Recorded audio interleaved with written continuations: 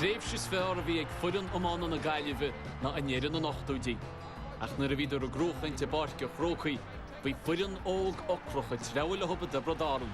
Ar feadh chuig bhliana, bhí sé na dhéon chaibhlinn teatarab. Bhí stíl a bhí sort cosúil ina chéile. Bhí ar fisiciúil agus bhí ar sciadúil. Asked the question, was it honest? It was honest, but like when we were playing against them, we hated them and they hated us. To get the forward line moving. We didn't like Galway beating us, there's no doubt about it. We didn't really like them at all. Off they trap now. Yn 98 rhw Gael y cref na heirin gan dar na bawt i riaf. Eisiau fe hyffanacht o 93 bag nach 3 sgôr blien. A mae eisiau tag o leorat fwy'n 98 wrth sed ach fi sy'n There's the final whistle. Galway are the champions. yn lo han y gwrdd i cap. Byn e re o'r gan a'ch man yn gael na 8 hodi. It's been a long time coming, but there it is. People of Galway, we love you! Whisked away. Fi cwdig yn y hymnyr i ffos on. Ach ni'r y gair i lyhop o'n fwyc sy'n y waint y mach ar eist. O'n 98 siacht. Hog Cyril Farrell agus imder in the Gael fwy reached in this new deal. Didn't had all these young lads coming through, they had won minor and under-21 titles, and they didn't have this fear of losing because they hadn't actually lost anything. They came from kind of a winning form and they just believed that they were good enough to win any game. That's nicely taken by PJ Malloy. Oh, it is a brilliant goal. Easily the best goal of the match so far. In '86, we lost every final possible. We contested the 4 national finals that were available to us, lost every one of them. Things just not going to plan. What a shattering blow this is to Galway. Next year then was long because you were going into a 3rd-year campaign, and people saying we'll never win it again. Ach yn yr le Gael, fi rhaid wa grwteg Tipperary fwy eisiau dŵs na nochtwdi. Ach ni'r an talent sy'n tacau rhaid na sy'n sy'n ffos. Despite the fact that they'd won numerous underage titles at under-21 and minor, it hadn't come true. Hurling in Tipperary was going very bad. Yn 98 siacht agus Babs Keating yn y wan ystod, nasg se i'r trwyd o'r asiant tehi acab na imdir i og o fi ffeolum, agus chwse bwhor y lesiad. All I can remember is Babs on the telly, never see him live, but I can remember him going around on his bare feet.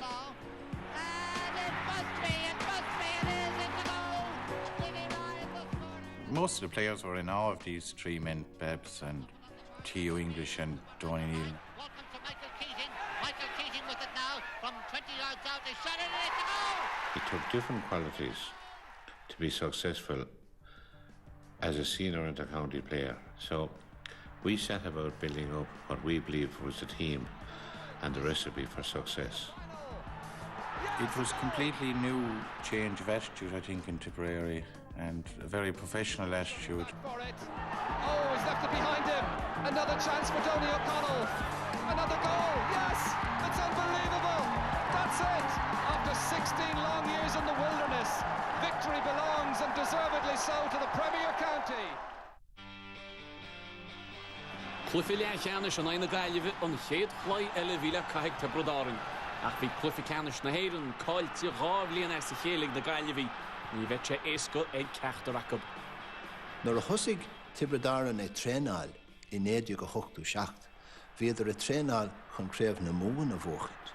Yn tefelyd yn sgel, fi imrori na Galway e trenal chun cref na herin y fwchyd. I suppose after the hype of the Munster final, we probably hadn't come back down to earth. Just going to Croke Park was a big deal in itself.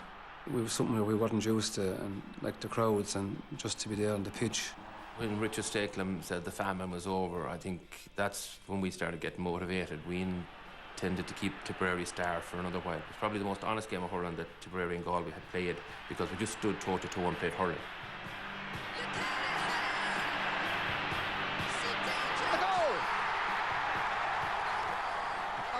Bhí rud éigean faoi an stíl amán a bhí ag an bhfoireann go mór Dermot an onanas a bhí acu mar iran agus mar Gaillimhe. Dermot spáinte sin sa líana le chúil an trúr sin na bheán, like Finnerty, Keedy, McInerney. Bhí rud éigean faoi a stíl imirthe rá dá seilt nach pes is muid atá gceannas inis agus spáinte go lá sin na Tipperary. I think the turning point of that match was Nicky English's perfect pint that was put over the bar. drilling it out dangerously in front of goal to Nicky English. Goalkeeper's out, and English is content with the point, and the referee's whistle sounds. The score does not count. And for reasons unknown to me or anybody else, how a free could have been given. The game itself against Galway, like, you got a lot of us had iffy stuff, and we had more iffy stuff than Galway had. And so I think they probably capitalised on more of the opportunities and the chances that came their way. Meanwhile, in front of goal is Éanna Ryan, bracing down on Ken Hogan. It's a goal! It's a Galway goal by Éanna Ryan. We had the edge, and Tip can say what they like about the missed opportunities, but I'm sure if I go back over the tape, I'll pull out 2 or 3 incidences where somebody ran out over a ball and that resulted in a point for Tipperary. We don't cry about that, so Tip shouldn't cry about that other one either. I can remember Sylvie Linnane heading out towards me to stop me on the way in, and if I didn't duck, he'd have killed me. Tipperary going for goal! Fox the scorer! Tipperary are in front! And as far as Noel Lane is concerned, like, what a great goal at a time when they needed it, like, but we didn't like see him scoring it. That's a perfect response. We were ready for them. It didn't matter if it was Tip or not, we were ready for it. And I suppose in one sense it was bigger for us that it was Tipperary, because if Gael would have been brought up on a kind of a famine of playing Tip in games and always losing, being gallant losers, so this was a big breakthrough for us. Galway have booked their passage for the All-Ireland final, beating Tipperary for just tá big three, tá Corca agus Kilkenny agus Tipperary agus tá Chudeile. So bhí sé ionintach ríist gur hála céir de hála nach tá seacht a naid Tipperary, a naid ceann gon big three agus an riméad ionintach a bhí ar Gael nuair sin gorá sé sin dianta. Bhí Tipperary an dímach ach bíad Gael for seansel a bhalín cín le nimar tú gluficanis. An nuair seo beidir sé naid cilchuine.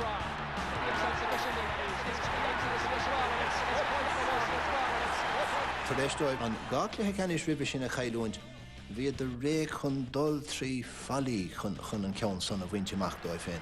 One of the poorest finals I think I've ever seen so far. We didn't mind if the final was, if it was 2 points to 1. The only thing that we wanted was that we were the 2 points. Joe Cooney, hand pass to Éanna Ryan to Noel Lane, the shot, saved by Kevin Gael to goal! When you win, there is that great euphoria, you feel on top of the world. And it's Galway who are the new All-Ireland champions.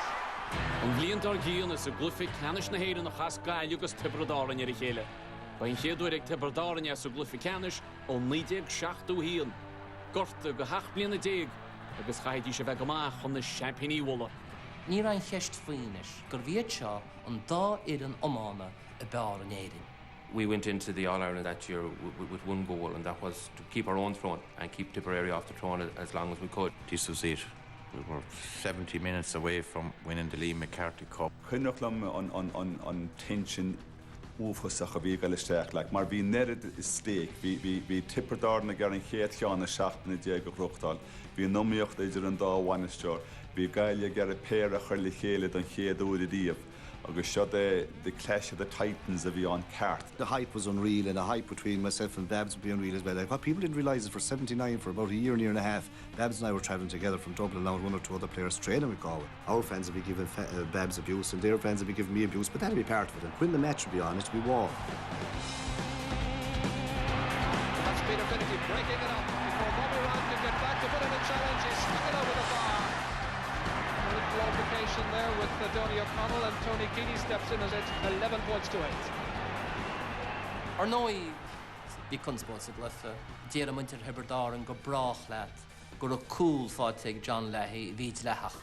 Ach ní dóling go féidir éisteach leis an áragáin sin, mar as cinnte gur chóla cuide go chólaí na Gael a nadó agus ná lean siad Leahy, ní an dawg fé sin. Another question mark over a refereeing decision. John Leahy scored a perfect goal. It was called back. It was a goal at the right time, and for reasons unknown to me or anybody in Tipperary, it was disallowed. But I remember it as plainly as if it happened 2 minutes ago. You know, the whistle had gone maybe 8 or 10 seconds before John had put it in the back of the net. So we can't quite cry about that. I do think the referee's decision probably cost us the All-Ireland.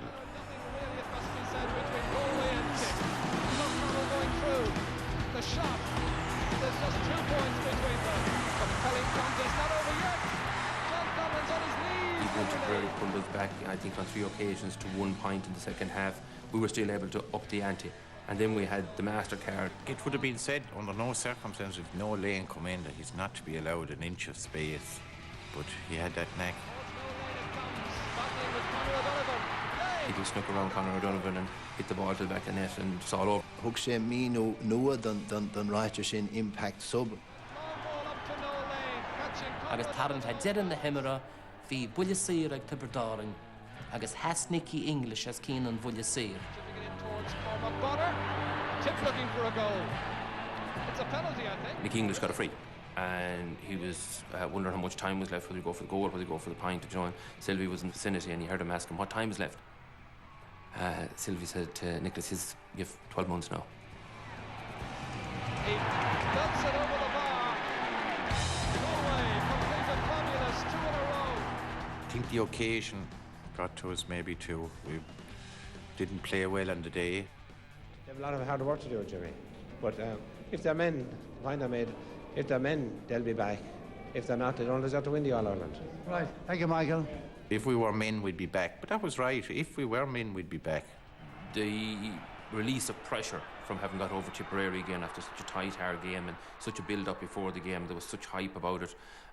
It was just fantastic. It was just an outburst of emotion that, thank God, it's over. Every schoolboy dreams about, and Conor We Hayes. made Dina Pisa RT and Laochra, agus Michael Lister of Cornication. A sense of relief too, I think, up here in the presentation box, and Joe Connolly, you will vouch for that. A chulle smaoine bhí agam tháinig sé in second bháin agus bhís mé síos ar telly. You're getting emotional about it, Joe. Yeah, but like, it concretes the 1980s for Galway. Even leid an Gael an lá sin bhí radio focaí isteach agam le cuichuir. Just rudí dúr job an transistor bag le teag sé agus leid is an chaithir dúirt me. I found out what was wrong with the radio, the battery was flooded. We'll give you a moment to regain your thoughts again. Viidir Suresh a lán diama a olín sias tríd na blianta.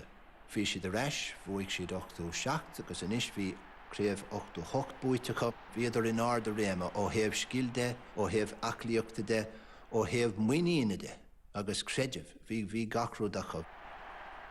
Heis bún na Gaillimhe, bhí ráflaíán gur a Cyril Farrell chun IDS, ach ní rimise, agus bhí Babs chun fannach le Tipperary.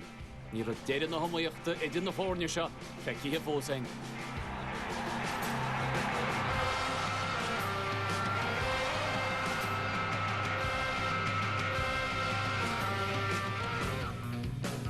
Bhí tír agus talas súl go mór le tip agus Gaile ceile ríist.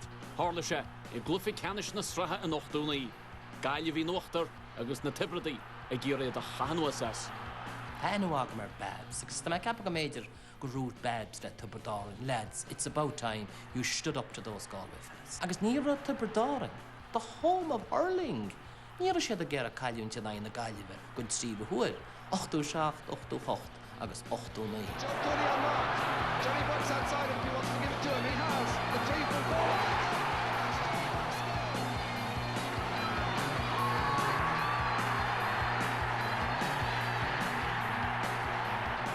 The league final I would consider was the best game against Tip of all, the whole of it. The 1989 final was a physical, hard game. Well, this is what happens when the 2 best teams in the land. Physical age was getting higher and higher, and the cost was getting higher for Tipperary now because they were in nearly the exact same situation as we were in 1987. Cégad bhuatar comórtas na stratha, bainú droch stangas Gaile ribh chlufi leachcheanis na héireann. Bechar a baia húrt Tipperary gan duine dagaid fahiamartha, maiall hirma fin réachta a bhí 4 chunspóideach go deo. Sé de hála ná gur thucraigh Tony Keady ar ghol go dtí na stáit déantathe ar feadh tamlín agus nuair a chola me go raibh sé imethe, cheap me go raibh sé as a bheabhar. He played illegally, as many other players had done. We handled it very badly. Our focus was totally out of sync. Tony would be a big loss. But we couldn't use that as an excuse. People were saying after took our mind off the ball and were threatening not to play all that stuff. The focus was on the game. I mean, there was a serious hatred between Tip and Galway at the time, but as a player, we were thrilled that he wasn't playing. We had to get on, and 89 couldn't come around fast enough. We had got a taste of it. We hadn't succeeded. So going back in 89, and we vowed in Thurles in 88 that we would bring it home in '89. Solho Gael agus Tipperary faoin chéann Laochra na bosca chrócaí anú siar as go leor na deile intrum an ceannas fearra ála ríomhailí sugla filiacheanna seile. Idir é sin agus a bailach ar cabhla Tony Keady bhíon seansán go mthach rudaí ó smach. So drama right at the very start of what's bound to be a very tense affair. Bhí sé sulir tar éis cúpla nóméid beidir nach raibh mion agne imróirí na Gaillimhe I gceart ar chorbe. Bhí sé sulir go raibh ferrig agus frustrachas ag chorasta imróirí na Gaillimhe. We had a lot more experience in Crow Park at that stage, and our hunger was there, and the hatred was getting more and more for Galway. I think we had learned in previous years like that we can't be beaten again. The championship this year. Sean Tracy looks up and over his head to Pat Fox. Dangerous for Galway. Again, a good incisive move by Fox on another point.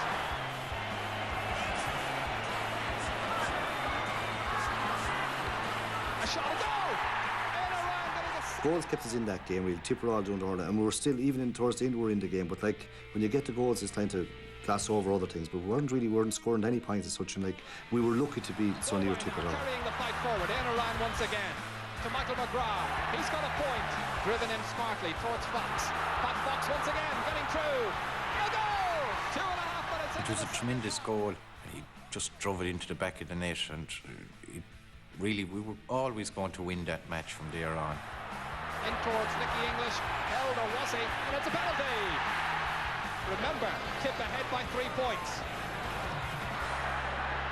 He's topped his shot badly. I can't let 89 go without mentioning the referee on that day. Ryan is called across, and the notebook is out once again, and he becomes the third Galway player to have his name taken by referee John Denton. And back in the goal mouth, high jinx. Nicky had gone down like a sack of spuds, and Sylvie had got his marching orders. And he sent him off. Galway are down to 14 men. Nicky has been accused of playing it up. I don't think he did, but neither do I believe that Nicky English wanted Sylvie Lennon sent off. Ach da díide. Tá muintir na Gaillimhe rá fós agus déireach daoine Bortláirigh agus a gort gótha. Go rinne Nicky English size Ronaldo á hain an lá sin. Mar na rinne Sylvie Lennon ein teangháil leis chorbe. The whistle was going so often that we didn't take any heed of it any longer. Just watch once again after Brendan Linsky lost it. Conor O'Donovan kept his eye on it all the way, an attempted trip, and Michael McGrath's been sent off with this challenge. John Denton history in the Gaillimhe, and they have another little healthy shoulder to shoulder as John Denton is watching it all the way. Then, when John Denton never refereed any other series game again, we said, like, was he just put in there by the GAA to punish us for we being so vocal and questioning their rules and their legalities, that, you know? And if I was asked, honestly, with my hand on my heart, I'd say yes. I honestly believe that he was put in there to do it. Well caught by Cooney. Galway needing scores and Cooney providing them. It's on to Nicky English, and he puts it over the bar with a flawless finish. And still, like, with a few minutes to go, we were only 3 points down with 13 men. Our forwards were in fear that they make a mistake and going to be a free. I was afraid that if I hit a tackle on English, I'm next to go, you know? So, like, we were playing nearly in cotton wool. There's another point. That's his second, one in each arm. Malone getting it out as far as Ryan, tripped over the legs of John Lahey. It's just horrible the way it went. Like, it was our opportunity of greatness and of 3 in a row. English in pursuit. He's bundled over. Ag dearan lei, is dóilimsa, go bead muintir na Gaillimhe hain, a cháil an fócus, agus go bead hain a bhuailí a hain. Ba lá staidú le go dánig intrum a dua go chlufi canis na héireann, ach ba a Tipperary ráláidin na cotíon tuchta, agus bhí bua éascacab. Gon chéadúir ó 97 híon, chrochad ar lehab, coran bhicáthí. Bhí Tipperary tar éis dulcha fada leis an cluiche canis tar éis dóibh an cluiche canis a chailúint an blion ribh sin, ní ráidir, ní raibh Tipperary chun an ceann san a chailúint. Nicky was playing so well. He didn't feel anyway nervous, and he was relaxed. A goal, that was it, yes! He took the pressure off us on that day. The vision then to spot that English was in an advanced position towards Pat Fox. Sharp, elusive, and superb! We didn't get the credit for it because people had said we were going to win it anyway. Nicky English. Oh, it's a bullet! It's a superb goal!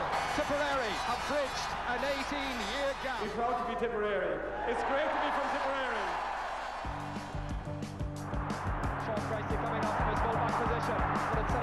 In Lindig nuacha, ní raidir le Gael díalta sa bhaint amach na Tipperary go bead corca a grúcraibh na mún. Cro Gael clufi canis na héireann, agus iad a ggéir rudaí chuir in na gceart dul na ide gochtúnaí, a chuir cúil chorca deidir le firinníochar. He's called time. Cork are the All-Ireland champions. It's a very proud moment indeed for Tomás Mulcahy. Is a glufi le canis na héireann an ide go na chaíon na thug Gael agus Tipperary air chéile ríist. Bhí Tipperary i dtíana go maith, bhil idir corca championí na héireann I glufi canis na mún hééis sé hemmert. Ach an ra íse techt idir na Gaillimhe. Bhí Tipperary ag teach chun cín beagáin agus bhí na Gaillimhigh beidir ag dul siar. I think that we had a grip on Galway at this stage. They had been on the road and they had more mileage than we had. And again, we had the youth. You know, Fox and Big Bonner and English, you know, were the force. We had an established team from 85 up to 90, but in 91, Conor was gone, Sylvie was gone, Steve Mahon was gone, so we had to get it right on the day. There was a huge hype about Galway and Tip at that stage. We started off with say, you know, kind of tearing into them and great momentum, but like as it went on, they got completely on top, and like there was kind of no two ways about it. That team, as we knew it, was gone.